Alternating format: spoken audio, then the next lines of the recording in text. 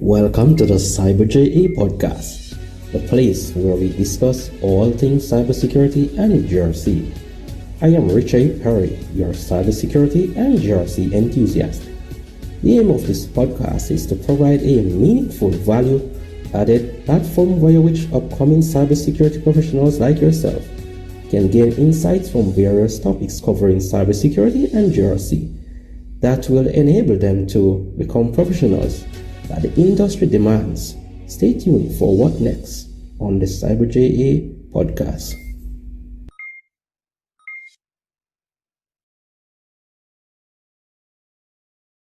Good afternoon, good evening. Welcome, everyone, no matter where you are in the world. Today we have a special. We're speaking to Mr. Richea Perry, who is a GRC professional. For those who don't know, that's governance, risk, and compliance. And today he's our special guest. Richie, I just want to say it is a privilege to have you on. I know you put out some good content and you provide some good education around cybersecurity and around the GRC. And so we wanted to get you on to kind of hear about your story. Again, welcome and thank you for being on our show today. Awesome. Well, first of all, thanks for taking the time to, have this conversation, for reaching out to me. I really appreciate it. And I look forward to this wonderful conversation that we will no doubt be having as we go along. So I definitely appreciate the fact that you're actually having this conversation with me. Good. So first, I just want to start off by sharing with the viewers a little bit of your background. You mentioned, so you are originally from Jamaica, and you recently moved to the UAE. But before that, you were in. It says here on I know on your LinkedIn that you were information systems manager, right?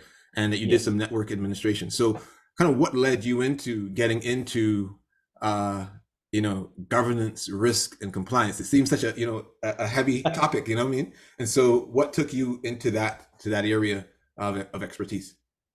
Okay, great, Ash. Well, that's a great question. That's also very interesting. That in of itself has a story.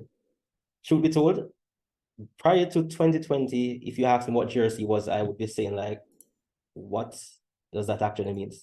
That's the question. I was actually introduced to GRC, but prior to GRC, my journey actually started from, if I could go right back even to my days of, high school, making that decision to go into college or university back then, I was always into architecture and IT. IT was like my second option. Back then, we weren't exposed a lot to, computers, technology back then. So my focus was on the technical side of architecture. So when I applied, the university that dealt with architecture, they did not reply or respond to me on time. However, the college that did the IT, they had a new program. They were actually maybe hungry for new persons to be recruited in that program. So I was like instantly contacted, and that is how I was actually pulled into that program. It was a bachelor's, an associate degree started out in management information systems. So that is where my journey actually started, when I was then introduced to the various computer systems, the A+ certification part. I think back then it was IT Essentials, Cisco IT Essentials program that actually introduced me to networking, the fundamentals of networking, computers, connecting, and that is where my interest actually started, which actually led to various areas to where I am right now. So as it relates to my journey, it is somewhat, I spent a number of years, what actually drove me, my passion was, I was actually a curious person. So I normally would see, for example, the computer guys back then, I saw those persons as being geniuses. As you all know, watching these persons on television, I was like, whoa, I wish I could one day, pull a computer apart, install software programs. Those things look so, super cool. I was like, I consider myself like a pest to those guys at the computer lab. I was always like standing over their shoulders. They would try to get rid of me at times. I was asking questions, what was this? What was an hard drive? What was a floppy disk back then? So it sounds so funny talking about, floppy disk and all of these things, and zip drives and all of these things. But they have a saying to say that if you stay around the barbershop long enough, you will eventually get an haircut. So that was where everything started for me, when I was then given the chance to put computer systems together, and then doing that program, and then having that practical aspect of that, being introduced to all these computer systems. So working with the theory as I go through my program, and then doing those practical hours inside those computer labs. Then I was then introduced to computer systems, then networking, and I actually landed my first job as a computer lab technician after completing my associate degree at that point in time.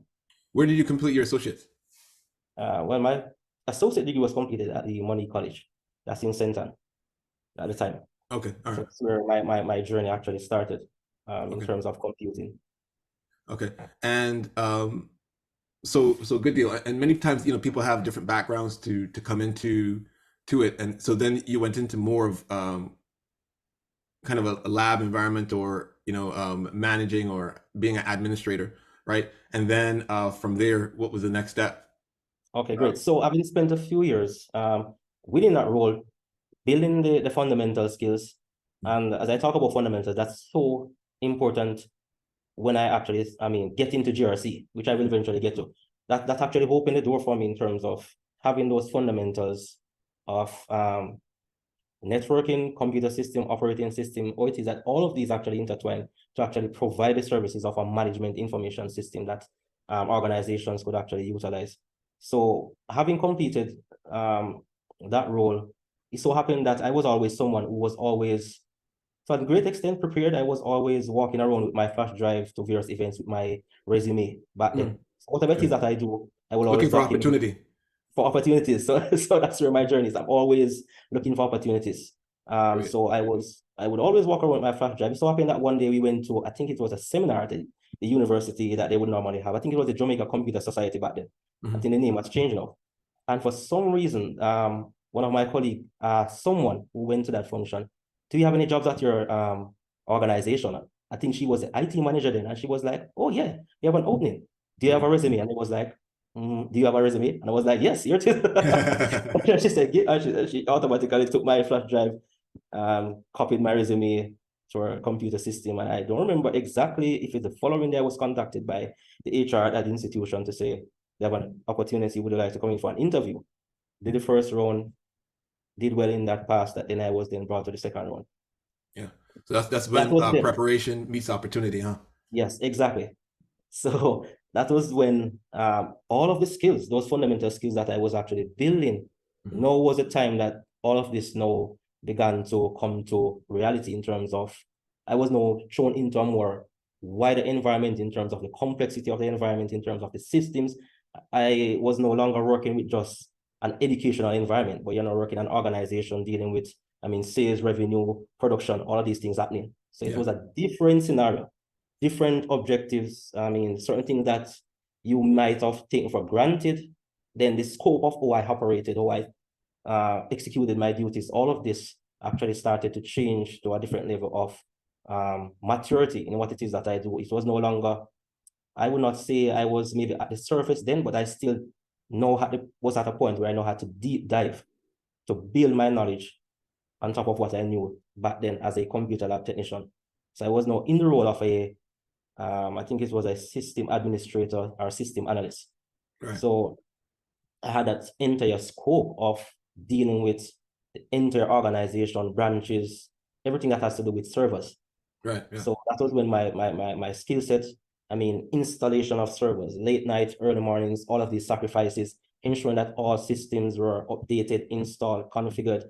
Working with Cisco switches and routers, all of these things were actually shown to me, and I had to take the time to say, all right, how do I go about learning this?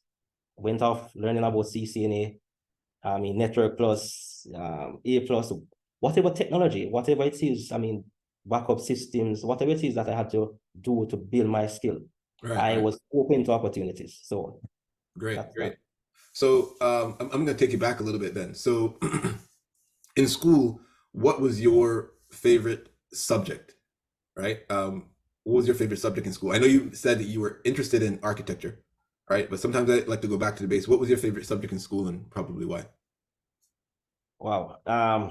I'm just trying to reflect a little bit to see what exactly was my, well, I am somewhat, it's kind of difficult to maybe say right now, but I somewhat tend to like subjects that were more practical, that I could relate to. That's one of the things. That's why I actually went into the technical area of, high school, into architecture. I like to relate to, the engineering, the technical drawing, these things that were more practical. That actually, well, And it in felt more my tangible made to you, sense. probably more Yes, tangible I that you can could. really touch. Yes, Yeah, I yeah, can put my hands on this. yeah. That's the thing I Okay. like. And all right. Uh, and there's a reason I'm asking this question. And then the other question I have, did you have any role models, any mentors growing up, and how might they have inspired you or guided you, on your journey? That's a very good question. I really like that question, because one of the challenges I have with, in terms of having this conversation with a number of other persons, has to do with mentorship. Yeah. That is lacking for many persons. The truth is, I indirectly had persons, snippets of information to say X or Y, but I did not have a dedicated mentor per se as it relates to my career journey. I pretty much had persons who maybe would say from time to time, you can do this, or you could do this, or I might find myself around persons who are actually in maybe engineering, or maybe the networking side of things, or the software development side of things. I would maybe, out of curiosity, ask persons, what is it that you do, or that is that. But I really did not have that level of, career mentorship. I pretty much searched my way, find my own path, tried what worked, what did not work, until I eventually find my own passion as to what I really enjoy doing. Okay. All right. Good deal. And the reason I ask these is that sometimes, we kind of look back and look for kind of like the clues, right? Which we might not realize were kind of guiding lights on the way, things on the path. And so that's a question that I have. And so even when it comes to that, like, for me, I realized that I had some mentors, even from like my aunts or my uncles, right? There were some people who might have been a little bit more entrepreneurial. There were some people who were in business, and so they gave me at least that, like you mentioned that word, curiosity, and that kind of spurred me on in different directions. And even though it was not directly to IT and networking and where I am now, it did kind of feed that fire. And many times I ask this question because sometimes there are people who might say, well, I didn't grow up in a family household who might have had other engineers or other professionals, or maybe people didn't go to college. But I do realize that there are still people who are put around us that can plant those seeds in different ways that help us to become who we are today. So what are your thoughts on that? Well, I believe that's also very important. As I've mentioned before, I might not have had someone who directly took my hands and said, all right, go along this path, do X, do Y. But there were snippets, I would say snippets, pockets of persons that would always be there at some point, some interval, to say, try this option. Why don't you apply here? Why don't you do this program? Why don't you take this certification? So I would say there were actually snippets of persons who were quite influential in my life. Based on what you've actually just mentioned a while ago. So I might not have had that direct mentorship, but there were actually persons around within my journey who actually had that level of value to where I am right now. So now that you've come through different stages, if you look back now, or if there's someone who's kind of starting out now, what is it about GRC, or maybe IT in general, that what would you say to them as a reason to get into GRC? Is it a good opportunity for folks to take interest in? Well, I would say yes. And if I was maybe a doctor, I would say yes. If I was an engineer, I would say yes. And the reason is that it all depends. It varies. There are many variables involved in all of this. But the fact is that I would say that before you actually get into a particular career path, or try to jump into something, try to take time to evaluate, to assess where you are at. And when I say assess, I'm talking about looking at your age. Very important. There are some things that there are certain things in my life that I did back then that I would not try to maybe go into right now. Based on the fact that there are biological reasons, your brain begins to work a certain way. And that's why I've actually gone into the GRC aspect of things. And here's the reason why. I spent a number of years, I mean, you name it, running the cables, going on the decks, going on the floors, installing the Wi-Fi, pulling apart things, hundreds, thousands of hours spent on installation of various applications, nights. I got to a point where my system was like, no, this is it. So I reached a point whereby it's almost like there was no more passion for doing certain things.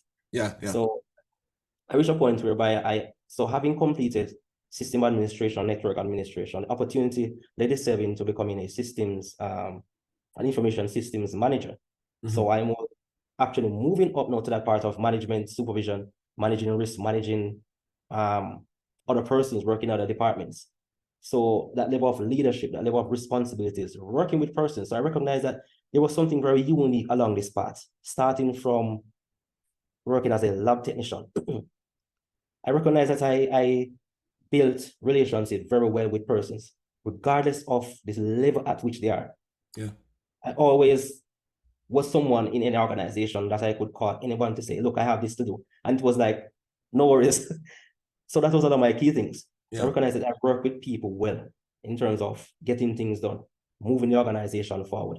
So I would say that GRC, governance, risk, and compliance, is at a I'm trying to be careful in terms of saying that this is something that is at a management or a managerial level, because the fact is that depending on your ability to apply yourself to learn, then you can always do anything. So that's the key thing. But when it comes on to governance, risk, and compliance, I think it's a very mature role. Organizations are now placing the responsibility of compliance, managing risk. So it's governance, risk, compliance, all of these, you have to have those fundamental understanding. For example, as it has to do with maybe compliance, say you have to be compliant with a ISO 27001 standard, it involves a number of controls that organizations need to employ. So if you do not have that critical understanding of what controls are, understand the fundamentals of security, then trying to get into GRC without those appreciation doesn't really align itself well. So I would not say that GRC is a role that is for everyone. So, but I believe having a good technical understanding of those fundamental principles makes you a better GRC professional in terms of that alignment. All right. So I have two more questions on this vein. And then I'm going to get into more GRC. A question I have here is for our viewers, how has your definition of success changed over time, right? And what does success mean to you now? And this question is more a holistic question, right? Many times, yes, you're professional in a particular area, but listen, we don't live our life kind of in a vacuum, right? There are different things that happen that influence us, etc. Right? There are different levels of maturity that that occur as we grow and we experience different things. And so many times I ask this question because sometimes people believe that once I start here, they think that there's a straight line. And so sometimes there's a zigzag and there's, up the hill and down in the gully and etc. And so that's the background for this question. So how has success or that definition of what you consider to be success change for you over time? Well, I mean, that's a very good question. Rightly said. I mean, success is a zigzag. It's never straight. Well, at least for me, I don't know about you or other persons, but I know for sure as it relates to success. And I mean, when persons talk about success, for many persons, it's all about, achieving maybe financially or reaching at the top of maybe the career success, a lot of wherever you are. But looking back at where I am right now, success is that fulfillment of being able to add value to a person's life, based on the fact that there were many persons who poured into my life. And I'm talking holistically, in terms of my overall development. So at various verticals, intervals within my life, many persons were poured in various areas. So I would say success is being able to pour back into other person's life. based on what they have actually done for me over these past years. So the fact that I'm actually at a level now where I'm able to be a mentor to someone, to guide someone, to say, look, these are the things that you can do. Being able to introduce someone to my circles of friends so that doors and opportunities can be open. It's what actually it's more fulfilling to me right now than having maybe 15, 20 certifications or working at the most executive job role. Right. That's one of the most fulfilling things for me, being able to have that impact on other person's life, adding value to person's life daily, knowing that as a result of something that I might have actually assisted those individuals with, they are better off where they are now as a result of what I have done, towards their career journey. So I would say in a nutshell. Okay. And so is there something that you would say that you are particularly proud of now in your life, but maybe you don't get a chance to talk about? We're not a monolith, right? So yes, you are the GRC professional, but what is it that people might not know out there that you might want to state that you're particularly proud of? Wow, that's a very good question. I haven't really taken that time to really maybe Okay. think about such a question. That's a very good question. What is it? I'm just trying to see the best way to actually. I would say that as I'd mentioned earlier before, I think I am someone who, outside of computers, cybersecurity, technology. Yeah. I'm someone who gets along well with persons. Gets along well with various people, various nationalities, various countries. So I think that this ability, because at the end of the day, you have the technology, you have the system, but without human intervention, without people, none of this makes sense. So outside of all of this is one of my strong points, being able to, I think, sit with a board of management, executives, various people from all over the world, wherever you are, and be able to build together, work together to get various tasks done. Okay. So I think that is something that is an ability that I maybe not talk about or post about or communicate a lot about. That I think I have that ability. No, and that's super important. I'm glad that you mentioned that. Basically, you're stating the human connection, and as you've answered different questions here in this conversation, you talked about people who poured into you, how it means a lot to you to be able to contribute to others. You've talked about how mentorship and being able to provide mentorship to those, especially you might not have had that direct mentorship, and so that's part of it. And just kind of because of your diversity of roles, you get to deal with people from what do you call it, from the mailroom all the way to the boardroom, and so it sounds like that thread of the human connection and applying value there is something that is seriously something that you are proud of, and that is also a deep skill set for you.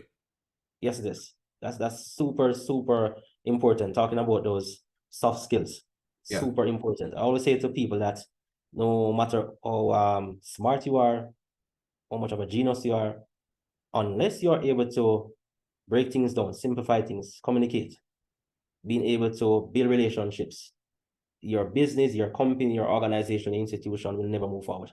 That's where it boils down for me. All right. And last on the professional/personal, the question I have is, how do you balance your personal and professional life, right? What strategies do you see work for you? We mentioned IT. So my background was networking. So when you said, about running cable, I didn't have to run cables, but I was on call many times.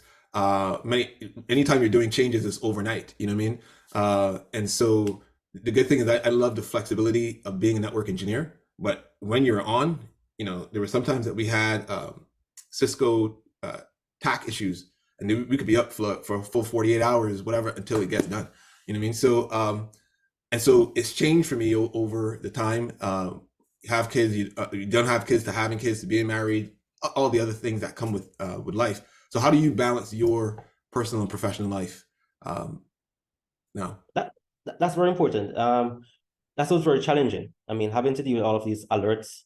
And when I talk about alerts, I'm talking about alerts from devices versus alerts from first people. So no, I had to seriously, it still is a challenge, but I think I somewhat have this to a better level of, managing all these activities, taking time to prioritize, looking at my values, looking at where I am, looking at my goals, my objectives in life. So I have to seriously prioritize, what is important, taking a holistic approach, thinking about my health. I'm talking about, spiritual health, physical health, mental health, name it, all of these elements into focus, prioritizing very importantly. So by doing this, I'm able to see if I have X amount of alerts, then I do not need to be checking all of these things. I do not. So for example, I try to, coming on to my weekends, I've actually started developing that discipline that once it gets to, for example, Friday at a certain time, that's it for gadgets. That's it for, responding to LinkedIn posts and all of these things. I try my best to have that space of sitting and relaxing, maybe reading a book, talking to, family, friends, getting myself that balance, knowing at the end of the day, you have to think about what is most important in your life. So you have to have that strong value system that leads you back to what is fundamental, the important things of life. So that is what I used to guide, where I am right now in terms of managing my time, my activities, all of the various, noise, as they would say. Okay.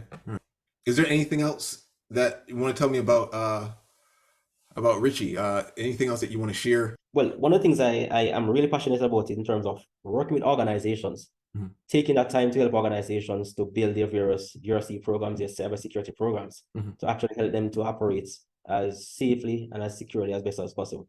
That's where my passion is right now. Working with the various teams, executives, management, sitting down, having those conversations, moving from conversations into practical implementation, and to actually see things happening, see organizations progressing. Having those incident response plan in place, those business continuity plans. So that's where my passion is. Okay, great. All right. Well, thank you, Richie. I appreciate the time. It's coming up on the hour, but so I don't want to take any more of your time, but I really appreciate the opportunity to speak to you, to hear more about GRC, cybersecurity, but to find out about you, the man, the person. Again, you brought up a great point that regardless of all these, cybersecurity and technology is changing all day long. And so many times we put a lot of our mindset around, learning new skill set, learning new certifications, etc. But one of the biggest assets that you can have is how do you forge connections? How do you forge human connections, right? And so how do you have those conversations? And so I really appreciate you taking that time for us to develop this connection and to have this conversation. Sure, it was indeed a pleasure. And I look forward to, many more conversations like this. It's all about, as you have rightly said, maintaining and building connections. That's one of the things, the advice that I would always give back to share with persons who really want to take their career forward, not just for cybersecurity, but your overall life. Build strong relationships.